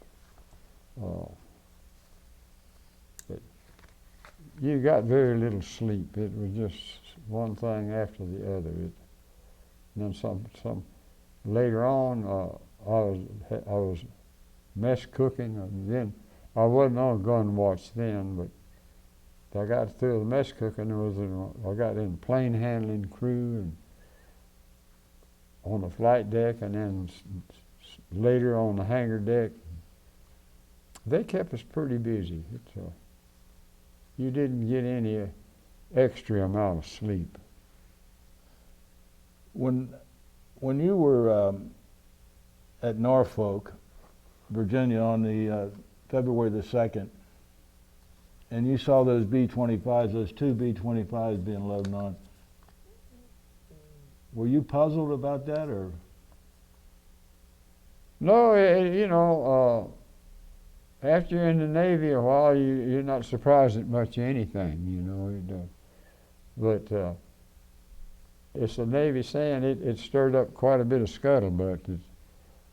What was happening, especially after we got over at San Francisco and picked up all 16 of them. Why, everybody thought, well, maybe we're going to take them to Australia, But then after we got out to sea the next day, they told us where we were going. There was another question I wanted to ask you. After they took off on their mission, the Doolittle Raiders, did they instruct you folks never to speak about this? No. You weren't told to keep it secret? No. No. Not that I can remember. Uh-huh. Because Gaddy is in all the newspapers and everything else. And the Japs found out about it too. Yeah. I meant to ask you yesterday, you bumped into 3 famous people, one of which was Bull Halsey. Did you ever run across Mark Mitcher, who was in command of the... Oh yes, he was the skipper of the Hornet. Yeah. From the time I got on it till I think he was relieved, made Rear Admiral, and the next day the Hornet was sunk after he got off. Is that right? That Yeah. timing. Captain Mason, I believe, he's now relieved the Captain Mitchell because he made Rear Admiral, and then later in the war he made Vice Admiral. And he had a lot to do in the latter part of the war with the carrier groups over the whole groups. And you were at the Battle of Midway. Yeah. Can you tell us what you were doing during the battle there at the Midway? And what you remember about it? Well, I was up on the flight deck most of the time, and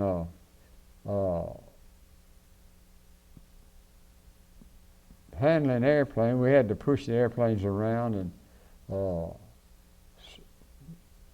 gas them and all this, but that's just normal operations, every day. They'd go out on a mission and then come back, and they'd put the armament guys would put bombs on them, and we'd fill them up with gas, and gas crews would, and they had a crew for each thing of that, see, and my crew, all my job was to make sure the engine was running right and the windshield was clean. Mm-hmm. And that's about it. And did you witness all of the planes taken off of the Hornet in the battle there, including the 15 that were... Torpedo 8 and all. the bombers from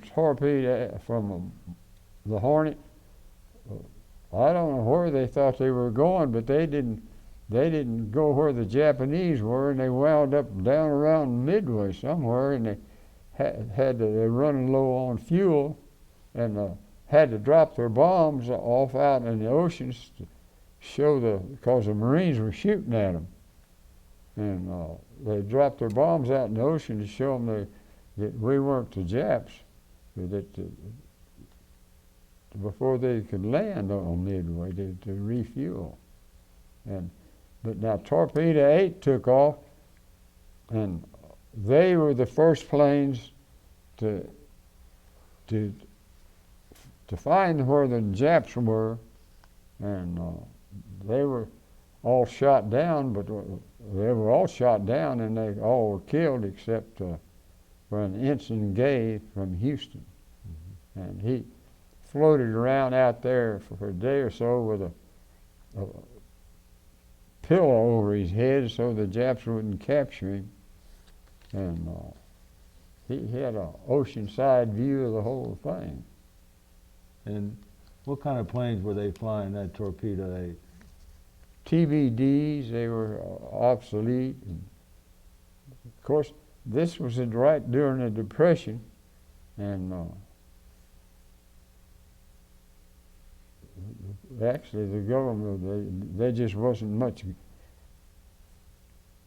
shipbuilding. But now Roosevelt did get the 3 aircraft carriers built, the Enterprise, the Yorktown, and the Hornet.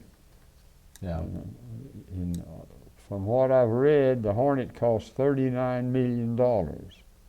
And that was a humongous amount of money back in those days. When you were at, during the Battle of Midway, was the Hornet fired on or torpedoed on? No, the only thing that happened to us at Midway was one of the fighter planes off of one of the other carriers got shot up and landed on the Hornet.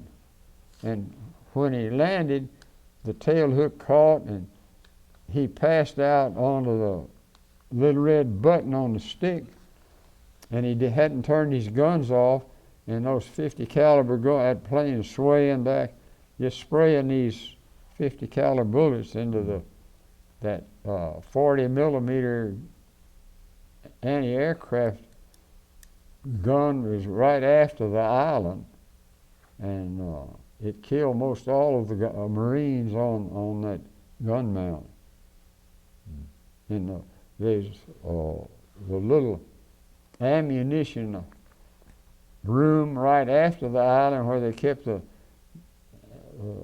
shells for that 40 millimeter, and we would get behind that when a plane was going to crash.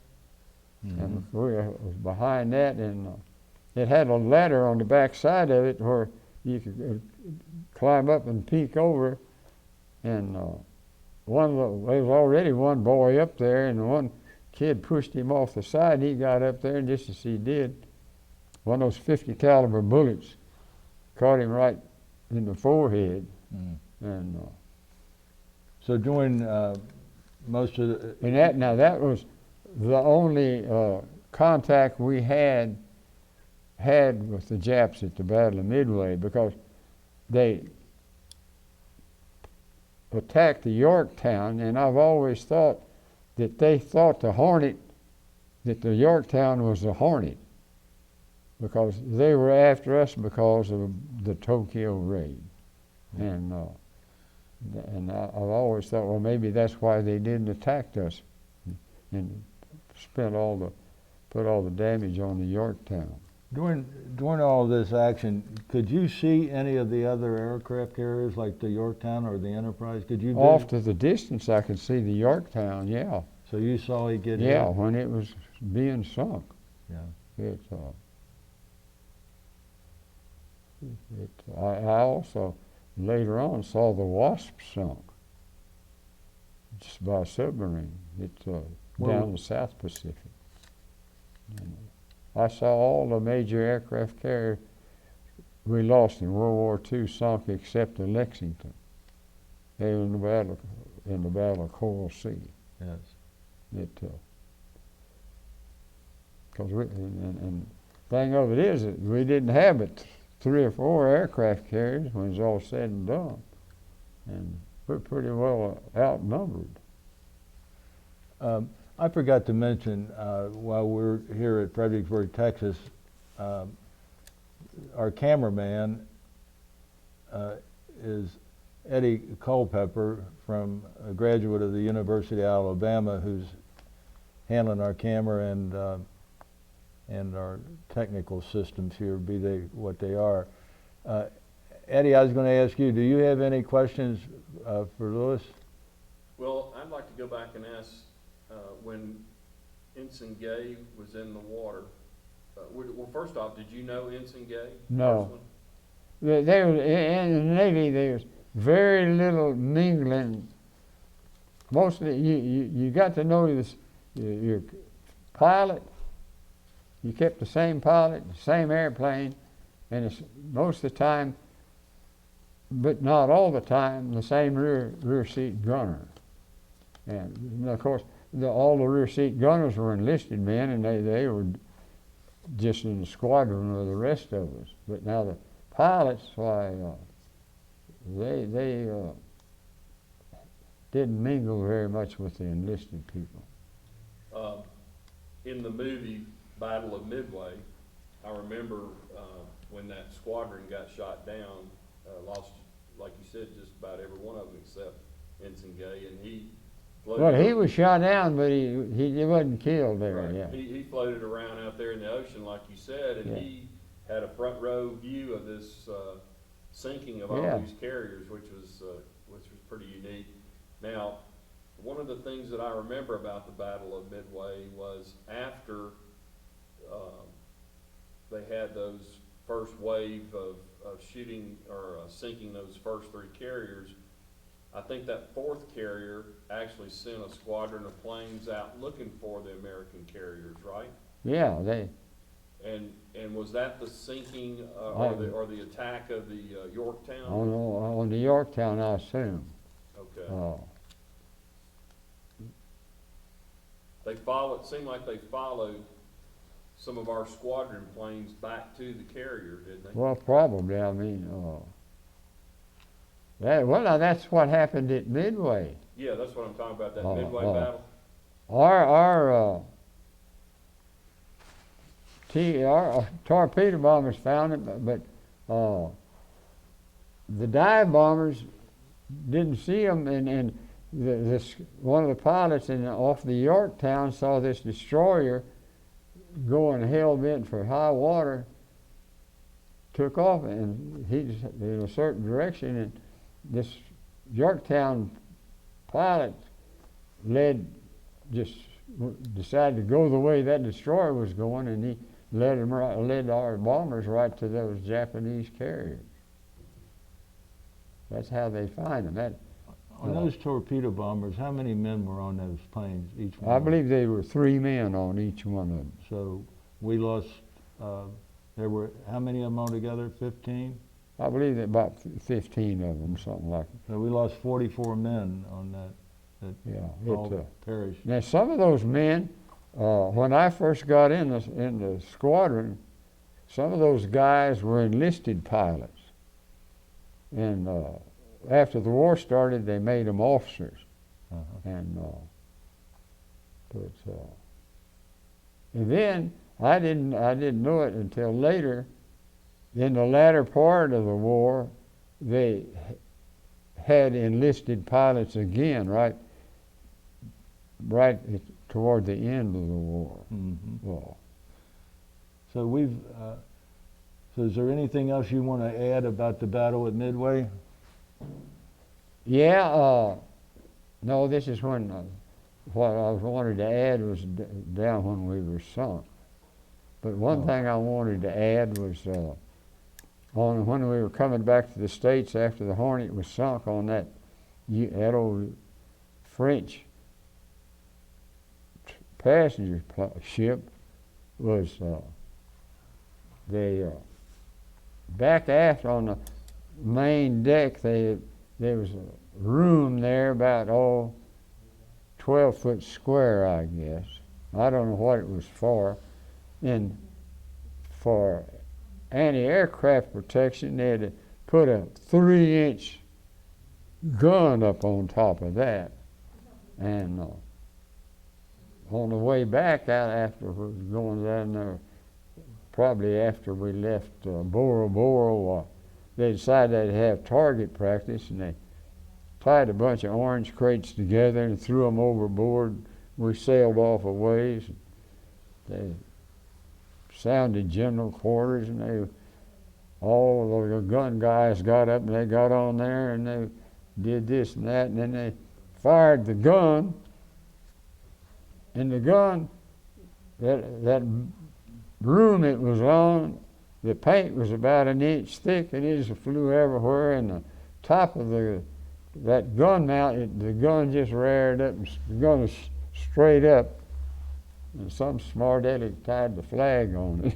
And here we came back to the States with that 3-inch gun barrel sticking up in the air with that American flag on it. After Midway, then the next battle you were involved in, would that have been Guadalcanal? No, yeah, it's that's down where we ran out of the toilet, where they ran out of the toilet paper. Yeah. They started rationing the toilet paper, and so, but the receipt gunner would stay off the plane. They'd fill all his part back there full of toilet paper and fly all over to give it to the Marines on Guadalcanal, and so they put it. Were you under any enemy attacks while you were there off of Guadalcanal? Down in that area, yeah, we were attacked with submarines shooting at us at the same time when the U.S.S was sunk. The same submarine that sunk the U.S.S shot 3 or 4 torpedoes at us. Then there was a battleship took one of those torpedoes for us. Because at that time, we may have been the only carrier in operation down there. Because the Enterprise had been hit, and it had gone back to Pearl for repair, and it was sort of nip and tuck about that time. Now the U.S.S was what was it? Was that a carrier? Yeah, it was a smaller carrier than what the Hornet and the Yorktown class. An escort carrier, I think they No, called it was a bit larger than that. Yeah, It was considered a first line carrier. I see. And now, did you see the U.S.S when it was sunk? yeah, I was standing on the Hornet in the hangar deck, and the U.S.S was taking planes aboard, and when I heard this, you could feel a big explosion and hear it. One and then another one, these 2 torpedoes hit it, and they were landing those planes and gassing them at the same time, and the gasoline caught on fire, and the whole ship looked like it was on fire, and somehow it got down inside the ship and blew up, and looked like it blew that midship elevator about 100 yards high, and I don't see how anybody got off of that thing. But now when they started, we hightailed it out of there, but that's when they shot the torpedoes at us also in the battleship. I don't know if it was which battleship it was. Took the torpedo for us, and where did you go from there, from Guadalcanal? How long were you at the Guadalcanal area? well, we left. We were down in that area about 3 months. We came down there not long after the Battle of Midway, and we didn't last long, but we made an imprint. I've always felt that 2 of the most important attacks off of a carrier came off the Hornet. Not that they did a whole lot of damage to anybody, but the consequence of those attacks led to the Japanese changing their idea of fighting the war. They had to bring a lot more stuff back to defend the homeland, and after that attack, why the radio traffic, the Navy was able to record a lot of that, and that helped break the Japanese code, so that we knew what the Japanese were going to do at Midway. But before the Battle of Midway, the Japs had a code name for this place they were going to attack, and we didn't know what it was. And Admiral Nimitz radioed out there to Midway to tell them to broadcast something over the radio that they were running out of fresh water. And of course, the Japs picked that up and they passed that off to their ships, and that's how we learned that they were attacking Midway. They called it Midway the AF. Yeah. After Guadalcanal, then where did the Hornet go? Well, we're still in that area that where we were sunk. We were still down there, and then we got sunk on October the 26th. What was that? Explain that to us. Was that the battle off Santa Cruz, as they say? Or? Yeah, and I didn't tell y'all yesterday, but that kamikaze that dropped the bomb that come down through the flight deck where I was, and then the one that went into the water and had that 500-pound one rolling around on the flight deck, when he crashed into the bridge, he killed all the signalmen on the bridge. That's where the plane hit and started a fire, and some of my friends were there up in the plane handling crew on the flight deck got burned as a result of that. A friend of mine had his face all burned, and I know after I went up on the flight deck after the attacks, between the attacks, and saw him, and I made some crack about his face, and he told me, "Don't make me smile, Lou, it hurts so." And I guess he got on a hospital ship or something, and that's the last time I ever saw him. He's Jack Tarrant from Sioux City, Iowa. And at that, when the Hornet was hit by the kamikaze bombs, the plane did not literally land on the kamikaze on the Hornet, though, did it? It was that plane that dropped the bomb that went down through the flight deck close to me, and the bomb that went in the drink on the starboard side, he crashed into the island with the bomb, with the 500-pound, and that's why it didn't explode, because it didn't pull that wire out of that little windmill on the front of the bomb, and it was rolling around on the flight deck, and they put sandbags around it. And that Japanese pilot, of course, I assume was dead. He went up the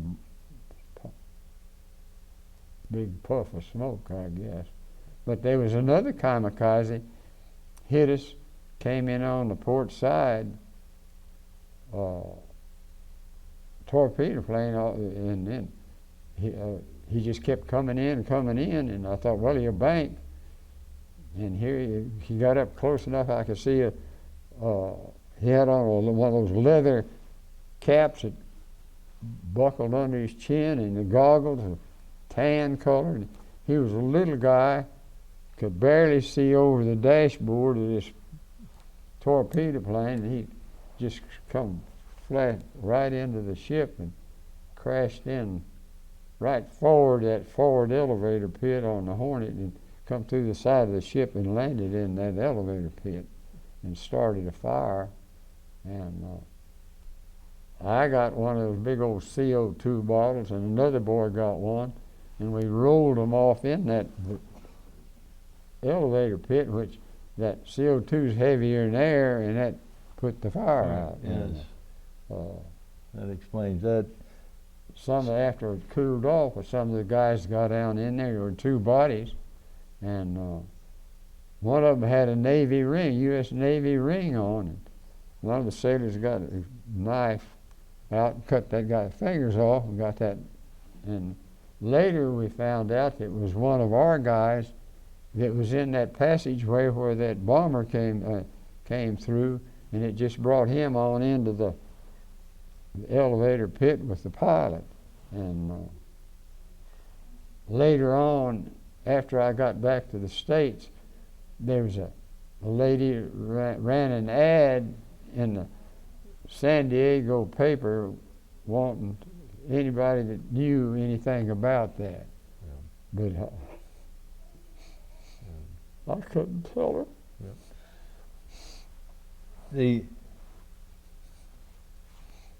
How long was it before the Hornet went down after being hit by these two kamikaze pilots? Well, they were also getting hit by torpedoes all that time. We tried to cruise Northampton, I believe it was. Cruiser came and we hooked onto it twice, the torpedoes had screwed up our propellers, and we were dead in the water, and they tried to tow us, but each time the Japs would come back and we'd have to cut loose, and after the second time they didn't try to tow it anymore. And of course, they took us aviation personnel off after about the second attack, and brought a destroyer alongside on a port side back aft, and threw a cargo net over the side onto the bow of the destroyer, and we climbed down that cargo net onto the destroyer and didn't get in the water. Oh. And I was somewhat glad about that because there were sharks down there. There was a big hole all the way through the Hornet, and some guy told me later they were the sharks swimming back and forth through the ship down it. Lord. It, How did they get the rest of the men on the Hornet to safety? well, there was the Mustang took off a whole bunch of guys, and then the 414, the one I got off on, was the one. The 414, what is that? The Northampton? Is that No, it? the 414. Yeah. What was the name of that destroyer? It'll come to me in about a minute. The Mustang and What length of time did all this take place? Pardon? And how long a length of time would you say that all this took place from your? Oh, it's probably 3 or 4 hours. Cause after I got off, we got off on the destroyer. They were just circling. They kept circling. Then when the Japs came back, they made all of us get down below deck, and that's when I was frightened. I mean, I was scared. That's the only time I got scared. Was when I couldn't see, and you could feel the concussions of those bombs and torpedoes in the water, and any hit on that destroyer and it'd go down like a Titanic. But then, not long after that, the Japs, I guess I don't know why they quit, but anyhow, us aviation personnel left on those destroyers. But some of the others stayed there and saw they weren't going to be able to save it. They tried to sink it, and then when the Japs came back, well, the Japs had to sink it, and we left a couple of destroyers there to sink it, and they couldn't sink it. But I guess they fired enough into it, and Japs came and they managed to get it sunk. So that was the end of that battle. End of the Hornet, and we didn't last long, but I think we accomplished quite a bit. Yes, you did. It You were instrumental in, and like you said, two of the most important events of early war, and for the whole war, actually. because actually Midway, the devastation we caused to the Japanese at Midway, they lost 4 of their best aircraft carriers, but in addition to that, they lost a large number of their best pilots. Yes. The guys that had been practicing for 4 or 5 years over bombing China, Right. and that was probably one of the, you can replace aircraft carriers, but it takes a long time to train a good pilot. Since the war, have you stayed in touch, or did you stay in touch with any of your shipmates? No, not really. I went to several of the reunions, well, a couple of them, and now and then I'd get a letter from one, but after the war, a lot of them stayed in the Navy, and some of them, one of the guy I knew by the name of Ryder, he was from Florida. He got out and went to college and became a school teacher. And I sort of corresponded with him a while. And but I'd meet the guys at the reunions, and we all drift away from it, you know. We go on with life. Now, you got out at the highest rank an enlisted man can have, didn't you? Or what? Yeah, Aviation Chief Machinist mate. I was 22 years old. But during the war, the advancement was rather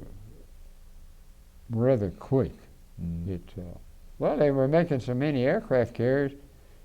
At the end of the war, we had, I think, 58 aircraft carriers. Oh. And I have to tell you, this has been a wonderful interview, but I want to touch on another subject now. Somewhere along the line, I heard that you bale a lot of hay and got horses and not horses. I don't like horses. Cows. cattle. I cowboy still. I'm a ranch now. And tell us about that. What do you got on your ranch? Well, I got places here and there. I got land in Robertson County and in Llano County. And that's where we spent the night last night, was the ranch out here, out close to Llano, and run cows there, and then I have the cows in Robertson County at 3 or 4 places down there. How many cattle you got? Yet I don't know for sure. Probably 125 mama cows, 4 or 5 lazy bulls, and Now, you put up your own hay? yeah, we bale hay and Now, do you square bale or round bales. You round bale? Yeah, I can still handle those, the round bales, because the tractor does all the work, you know. And all I have to do is cut the twine off, and then either unroll it or put it in the bale feeder, you know. Or, Mm-hmm. and my sons and grandsons are working the cows today. The calves, working the calves, you know, castrating, vaccinating, and that's what I was supposed to be home doing. But I thought maybe I better come over here. Yeah. Well, we're so happy you did. Is it? But I really love the Navy. I can't think of any, for a boy that can't go to college, I can't think of a better place to be. They'll teach you something that you can make a living with, and they'll teach you discipline, And you're allowed to see a whole lot of the world, and sometimes it gets exciting. Well, as a conclusion to this interview, I just want to just make a couple remarks from myself. You know, I found you to be just an outstanding American. Well, thank you.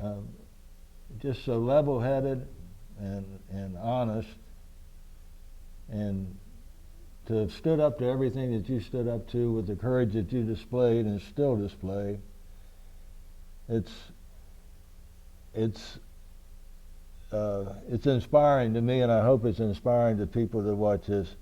And as a final note, it has to be noted again that without that extra 10 5-gallon gas cans that you put on to the B-25s on the Hornet, there wouldn't have been any Doolittle Raiders probably. Well, they wouldn't have. That lived. Well, Or I, most of them wouldn't live, just put it that way. the good Lord has just looked after me all the way through all of that. I feel that. Well, you've been a good servant to the Lord Well, I hope so. and to our country. Because we have the best country in the world if the politicians don't screw it up. So I want to thank you again for this interview, and Well, I'm glad to be able to a do long it, life to you. because the people that come after me need to know the price that a lot of people paid for this freedom we have. And doing this is probably one of the best ways to educate the people of what a good country we have and the price it was paid for. Thank you so much.